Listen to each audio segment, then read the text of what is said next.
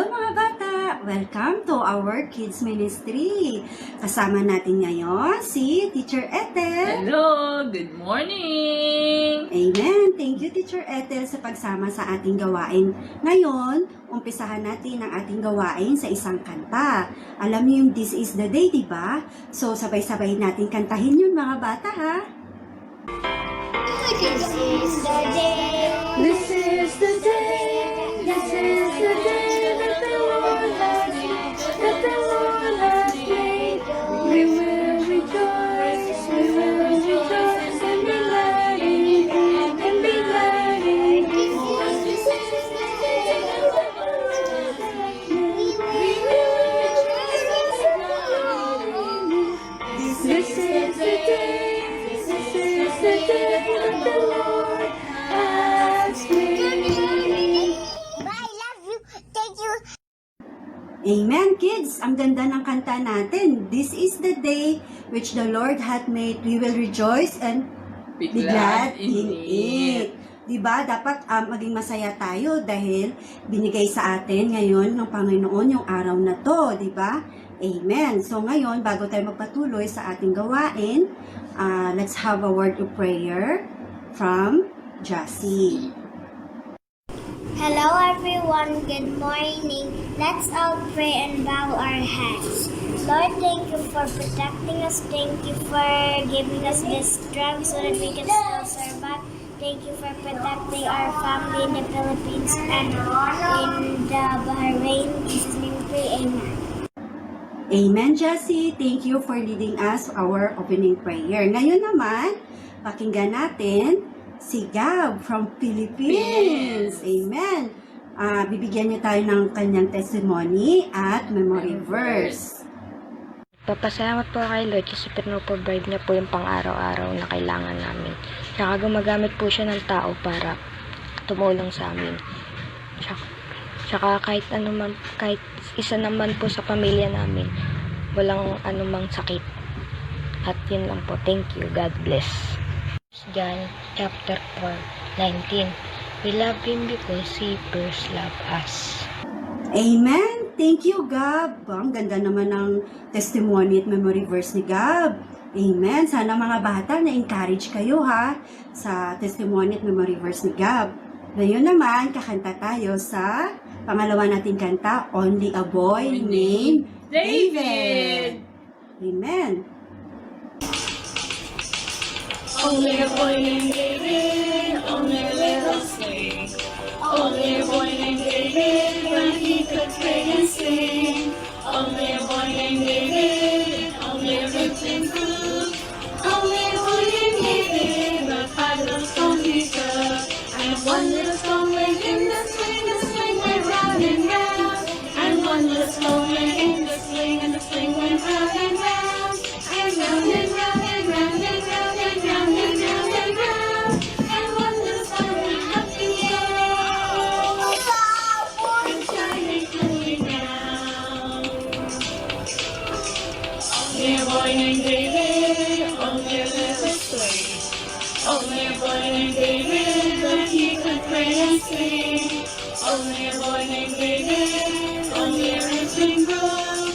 Only a boy named David, but 5 little stones he took. And 1 little stone went in the sling went round and round. And 1 little stone went in the sling went round and round. And round and round and round and round and round and round and round. And 1 little stone went up in the air. And the giant came running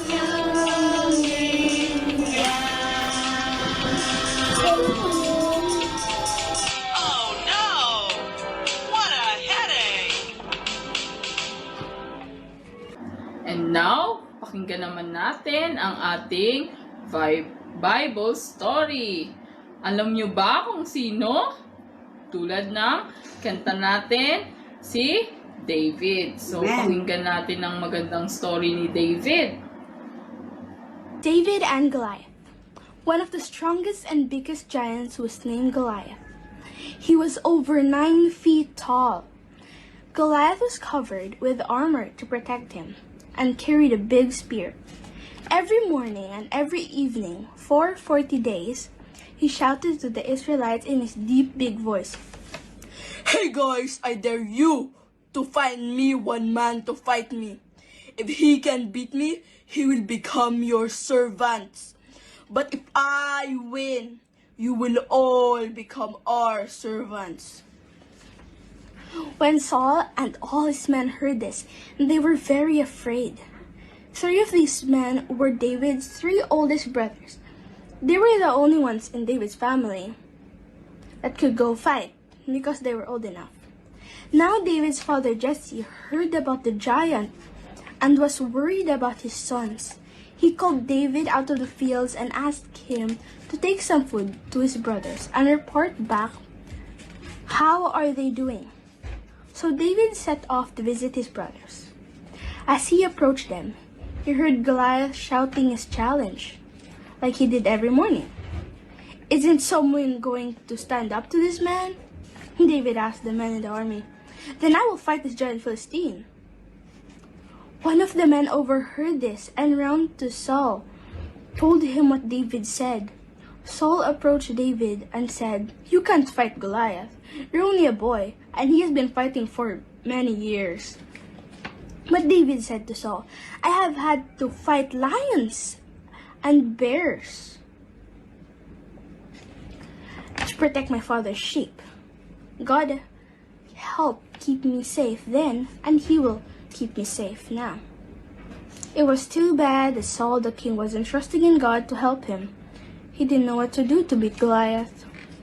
Then this young boy named David came, and he knew in one day exactly what to do, and trusted that God would help him. That's why God loved David's heart and wanted him to be king. So Saul dressed David in heavy armor to protect him from Goliath. But David took it off. It was so heavy, he could hardly walk. And he knew that God would keep him from harm. Instead, David went to a stream nearby and found 5 smooth stones, put them in a pouch around his waist, and with his sling he went to Goliath. As David approached Goliath, Goliath looked at David and thought it was a joke.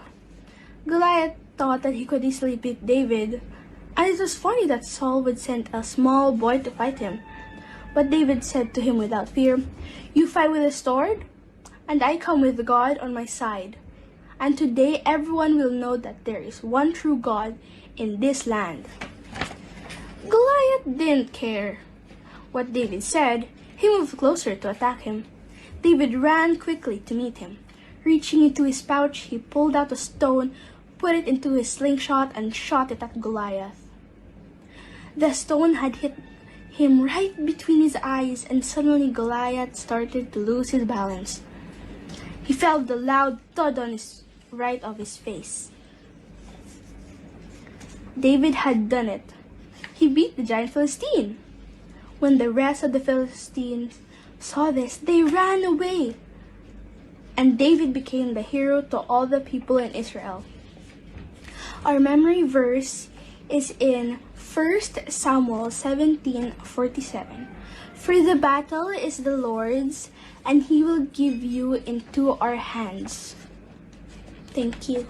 Amen. Thank you. Naintindihan niyo ba mga bata yung story natin ngayong umaga? Diba? David and Goliath. Kahit gaano kaliit si David, pero natalo niya si Goliath dahil ano? Dahil may Panginoong Hesukristo siya. Dahil dun sa Panginoong Hesukristo lang siya nagtatras. So tayo, dapat kay Jesus Christ lang tayo magtatras. Kasi walang imposible, diba? Sa Panginoon, lahat talaga ay malalampasan natin, di ba mga bata? Kasi nga, Jesus is with us. God is with us. Tama. Sabi nga nung isang kanta, "My God is so big." So kahit anong meron tayong pinagdadaanan, meron tayong Diyos. Mag-pray lang tayo kung ano mang hilingin natin sa Kanya, ay ibibigay niya yun. So, amen. Ngayon naman, ang ating memory verse is in 1 Samuel chapter 17, verse 47. First Samuel 70:47. For the battle is the Lord's, and He will give you into our hand. Memory verse 1 Samuel 17 verse 47. For the battle is the Lord, and He will give you into our hands. Thank you. Amen! Napakaganda din ng ating memory verse, di ba? Ngayon, ang ating third song is David.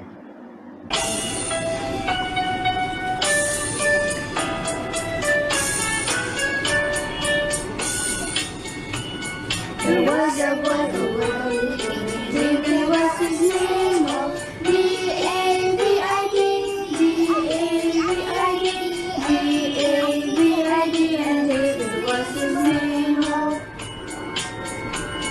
There was a shepherd with his sheep, and David was his name, oh, D-A-V-I-D, D-A-V-I-D,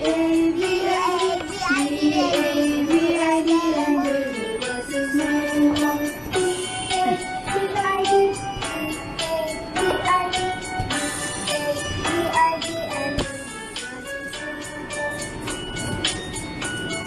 There was a boy who killed the giant, David was his name, oh, D-A-V-I-D, D-A-V-I-D, D-A-V-I-D, and David was his name, oh. There was a man who wore a crown, David was his name, oh, D-A-V-I-D, D-A-V-I-D, D-A-V-I-D, and David was his name, oh. O mga bata, masaya ba kayo sa kanta natin ngayon? Di ba? Ang ganda ng ng kanta natin, David. So, ngayon, nagpapasalamat kami ni Teacher Ethel na nagsama-sama tayong muli sa ating gawain. Ngayon, hihilingin ko si Sister Ethel sa ating closing prayer. Okay, paano nga mag-pray? Close your eyes and bow your head. Lord, thank you for this day, Panginoon, na ibinigay niyo sa amin ng mga batang ito, Panginoon. Nawa kayo rin po ang maging gabay nila hanggang sa paglaki nila.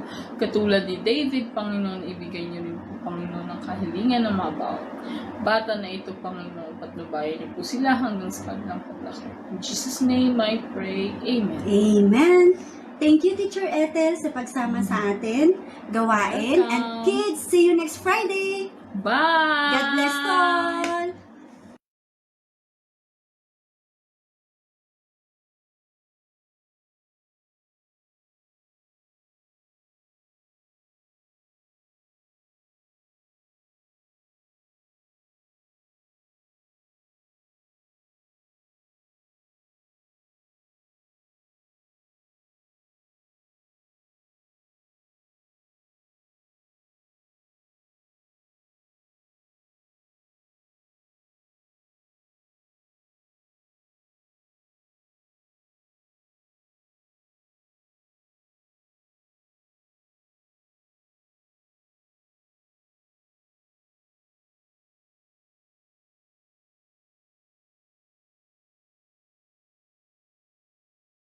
Good morning mga bata! Dito tayo ulit sa ating Bible School ng